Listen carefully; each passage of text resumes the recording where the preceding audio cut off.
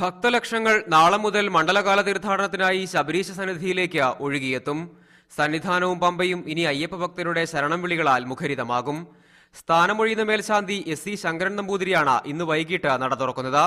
18ാം പടിയിറങ്ങി ആഴി തെളിയിച്ച ശേഷമാണ് ഭക്തർക്ക് പടികയറിയുള്ള ദർശനത്തിന് അവസരം ലഭിക്കുക. വൈകിട്ട് 6-ന് ഒറ്റപ്പാലം ചെറുപ്പുളശ്ശേരി തെക്കുംപുറത്തുമനയിൽ TM ഉണ്ണികൃഷ്ണൻ നമ്പൂതിരി സന്നിധാനത്തും വാഴപ്പള്ളി പുതുമനയില്ലത്ത് മനുനമ്പൂതിരി മാളികപ്പുറത്തും പുതിയ മേൽശാന്തിമാരായി സ്ഥാനമേൽക്കും. തന്ത്രി കണ്ഠരര് രാജീവരുടെ നേതൃത്വത്തിലാണ് സ്ഥാനാരോഹണ ചടങ്ങ് നടക്കുക. നാളെ വൃശ്ചികപ്പുലരിയിൽ പുതിയ മേൽശാന്തിയാകും നട തുറക്കുക. ഡിസംബർ 26-ന് മണ്ഡലപൂജയ്ക്ക് ശേഷം നടയടയ്ക്കും. പിന്നെ മകരവിളക്കിനായി ഡിസംബർ 30-നായിരിക്കും നട തുറക്കുക.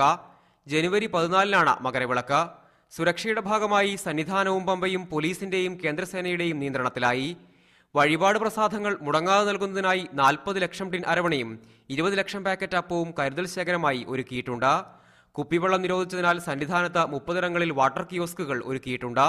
തീർത്ഥാടനം പ്രമാണിച്ചുള്ള KSRTCയുടെ ബസ് സ്റ്റേഷനും പമ്പയിൽ പ്രവർത്തനം ആരംഭിച്ചു. മീഡിയ 1 പത്തനംതിട്ട.